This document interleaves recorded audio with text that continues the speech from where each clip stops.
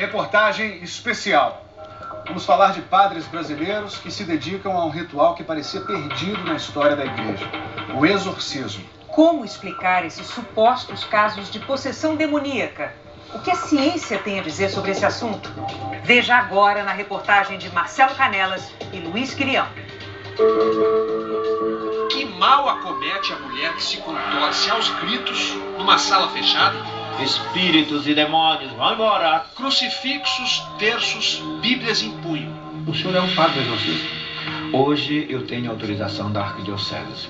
Para fazer exorcismo? Para fazer exorcismo. Ainda existem mesmo padres especializados em enxotar o demônio? O senhor lida com possessão demoníaca. Sim. Padre Lauro de Fortaleza está sempre em alerta. O senhor já foi tentado pelo demônio? Sim, todos nós somos tentados pelo demônio, né? Isso é a fé da igreja, nos ensina, né? Jesus foi tentado pelo demônio, né? Padre Vanilson de Brasília nunca se descuida. Como a gente mexe com essas questões, a gente também acaba despertando a fúria do mal. Padre Vanilson e Padre Lauro fazem parte de um pequeno grupo de sacerdotes. Eles se dedicam em tempo integral ao que a Igreja Católica chama de combate espiritual ao demônio. Igreja do Perpétuo Socorro, no Lago Sul, o bairro mais chique de Brasília. No estacionamento lotado de carros importados não há vagas. Lá dentro, diante do altar, empresários, altos funcionários, profissionais liberais. Sai, em nome de Jesus. Zona Rural de Planaltina, Distrito Federal. Num galpão improvisado, operários, camponeses, empregadas domésticas. Eu ordeno que venha para fora. Sai, sai, sai, em nome de Jesus. Seja na igreja abastada. Ora com autoridade, ora com poder. Ou no lugarejo pobre. Feitiçaria. Quando a imagem de São Miguel Arcanjo subjugando Satanás aparece, as pessoas começam a tossir e a gritar. Parecendo em transe, vão se jogando ao chão e permanecem deitadas umas ao lado das outras. Tem muito exorcismo? Eu digo não. Porque na verdade nós trabalhamos com oração de libertação. A diferença é que a oração de libertação é para pessoas supostamente oprimidas pelo mal diabólico, mas que não estão possuídas pelo demônio. Alguém já me disse assim que eu que provoco as pessoas vomitarem, as pessoas tossirem, enfim. A gente ouve tanta coisa, né? E o senhor responde o que essas pessoas? A minha resposta é sempre isto: eu mostro os efeitos. Para o presidente da Associação Brasileira de Psiquiatria, esse é um comportamento descrito pela medicina. O que nós chamamos de estado dissociativo, que antigamente era chamado de histeria coletiva. Cujas características são quais? As características são exatamente das pessoas repetirem ações ou comportarem-se de forma idêntica àquele que está comportando ao seu lado, na sua frente, junto naquele contexto vivencial que se tem naquele momento. É como se todos, sugestionados pelo padre, passassem a agir da mesma forma. Em todas essas situações, há um comandante, há uma pessoa em que as pessoas acreditam piamente que podem ajudar e que vai fazer e que algo está acontecendo. Eu não trabalho com teoria. Eu trabalho com o ser humano que está doente, sofrido, oprimido. Acompanhamos 2 atendimentos individuais feitos pelo padre Vanilson no subsolo da Igreja do Perpétuo Socorro. Uma mulher de 42 anos e um homem de 35 que não querem se identificar. Nos 2 casos não foi um exorcismo, mas os 2 casos são ação demônio. O repórter cinematográfico Luiz Quirião foi autorizado a filmar de dentro da sala. A equipe ficou do lado de fora. O padre entrevista a mulher antes de rezar. Ela diz que o mal aparece num redemoinho no quarto dela, sempre na hora de dormir. Saiu de dentro do colchão aquela coisa e ele enfiou um negócio na minha cabeça. E ele falava assim: eu gosto muito de você.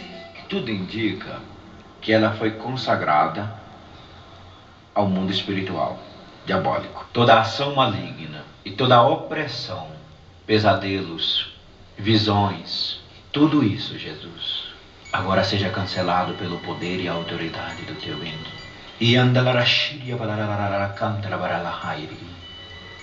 Jesus. A língua, o senhor estava falando alguma outra língua ali? Ali seria uma linguagem impulsionada pelo Espírito Santo, uma oração suscitada pelo Espírito. Enquanto invoca a ajuda divina, os auxiliares rezam com ele. A moça põe as mãos no estômago, onde estaria concentrado todo o mal. Logo ela se agita. Em nome de Jesus, que seja desfeito. Em nome de Jesus. Vai obedecer agora. Se joga no chão. Depois tenta atacar o padre e é contida pelos auxiliares. Chega! Chega! Borrifa água benta. Eu cancelo toda a bruxaria que foi feita. Eu sou a tua salvação. Ela se debate. Solta um último grito e se contorce. Depois fica em silêncio ao comando do padre. A milagre resultará no Senhor. Ela se acalma e recebe a última bênção. O outro atendimento foi muito parecido, o rapaz se dizendo atormentado. Nos dois casos, os atendimentos vão continuar. O padre diz que será preciso fazer mais orações para afastar o mal. Para a psiquiatra Elizabeth Possidente, mestre em neuropsiquiatria pela Universidade Federal do Rio de Janeiro, esse comportamento nada tem a ver com o diabo. Trata-se de uma doença psíquica com manifestações físicas. O nosso psíquico, ela pode mimetizar qualquer doença física ou mental. Quer dizer, a pessoa sente fisicamente esse transtorno psicológico. Sente, ela sofre com isso. Não é um fingimento, não é uma simulação. Elas realmente sofrem. A suposta cura ou expulsão do demônio seria apenas um alívio oferecido pelo exorcista. A vida dela está sendo em função dessas manifestações, desses sinais e sintomas. Então, quando tem uma pessoa externa e que fala, não, eu vou te ajudar, eu vou te dar o apoio para você sair disso, isso é fundamental. E a figura do padre? O padre cumpre esse papel. Isso, o padre cumpre esse papel. O antropólogo Carlos Alberto Steil, da Universidade Federal do Rio Grande do Sul, diz que o pastor também cumpre esse papel, porque há exorcismo em outras igrejas. O exorcismo ele está mais identificado como uma prática cristã. Todo exorcismo na igreja católica e evangélica, protestante, ele está associado à ideia, né, da autoridade da palavra. O Papa Francisco começou o seu pontificado reafirmando a existência do diabo. Um dia depois de ser eleito, ele citou o escritor e pensador católico Léon Blois para dizer que quem não se confessa está sujeito ao demônio. Quem não reza para Deus, reza para o diabo. Quem não prega al Signore, prega al diavolo. Quando não se confessa a Jesus Cristo, se confessa a mundanidade do diabo. Quando não se confessa para Cristo, se confessa a mundanidade do diabo, disse o Papa. Não é o Papa quem escolhe os exorcistas. Embora um padre só vire exorcista depois de fazer um curso no Vaticano, cada bispo tem autonomia para nomeá-los, caso ache necessário. A Conferência Nacional dos Bispos do Brasil nunca fez um levantamento completo, mas o Fantástico apurou que existem pelo menos 30 padres exorcistas atuando no país, sem contar os que combatem o demônio fora do rito oficial da igreja. O padre Lauro até pensou em fazer o curso do Vaticano, mas um exorcista europeu o desaconselhou. Você vai fazer o que lá? Você vai ouvir o que já sabe? Só se for para treinar o italiano. Ele recebeu autorização do arcebispo de Fortaleza para fazer atendimentos informais. Formalmente, assim, nomeação de exorcistas na Arquidiocese de Fortaleza, não há. Mas do ponto de vista prático, o senhor faz exorcismo? Do ponto de vista prático, é um verdadeiro exorcismo. Para ele, o importante é separar o que é a ação do demônio e o que é superstição ou distúrbio. Uma xícara caiu no chão, é o demônio, né? A menina não arranja namorada porque é feia demais, acho que é o demônio, não é? Mas o demônio existe, ele tenta, é uma possibilidade e isso acontece. E para ele não são só pessoas que são possuídas, objetos também, como no caso do piano da casa de um fiel. Quando eu olhei, o piano estava tocando sozinho, né? Uma peça de Beethoven, de Bach, não me lembro bem mais. E eu pensei comigo, nossa, que demônio culto, né? Bem educado, né? Toca até piano, né? Bom dia, tudo bem? Graças a Deus, tudo bem.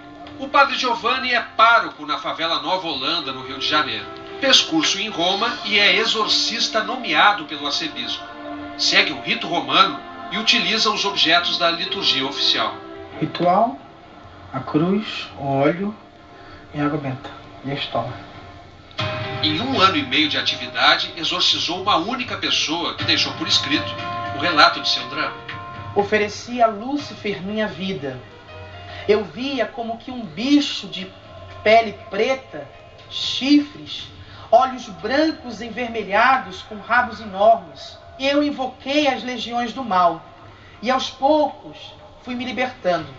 A igreja considera muito raros os casos de exorcismo. O próprio padre Ivanilson atendeu apenas 2 casos. Nesses 2, o senhor foi bem sucedido. Conseguiu expulsar. Eu digo que 100%. Que é a dona Dercy. Foram 34 anos de sofrimento. A força monstruosa que tinha, os olhos virados. O marido acreditava que o demônio falava por Dercília, uma dona de casa de Goiânia. Falava com a força, com a voz muito estranha. Ela é minha. Eu queria era a filha dela, mas não foi possível. Mas ela é minha, ela foi consagrada para mim. Ela foi consagrada para mim. A filha, que seria o verdadeiro alvo do demônio, assiste a entrevista da mãe.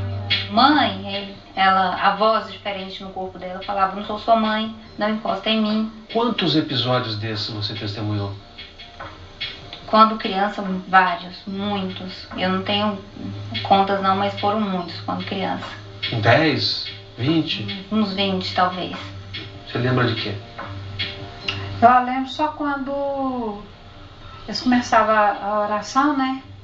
Porque me dando um mal-estar, uma coisa ruim assim, aí eu não via mais nada. Aí no outro dia, quando eu chegava em casa, eu tava tudo machucado, todinha. Boca, braço, tudo. Aí que eles me contavam. O padre Ivanilson resolveu o caso em um único dia. Isso de fato não aconteceu mais? Em novembro fez 1 ano e 1 mês que acabou tudo. Desde aquela vez nunca mais aconteceu nada. Eurípides vai até o quarto para mostrar o kit exorcismo que montou por precaução. O sal exorcizado. Esse aqui, o azeite, também é exorcizado também, foi exorcizado por ele. E água benta para borrifar na casa inteira. Ronaldo Pilate, da Sociedade Brasileira de Psicologia, diz que a ciência explica o comportamento das pessoas supostamente possessas. Na literatura de psicologia clínica, por exemplo, que as pessoas muitas vezes atribuem a possessões, são distúrbios dissociativos e distúrbios psicóticos, que são muito frequentemente confundidos com possessões. Os psiquiatras, psicólogos, e não só os psiquiatras e psicólogos, até mesmo certos sacerdotes que criticam veementemente o exorcismo, é porque nunca estiveram presentes numa sessão de exorcismo.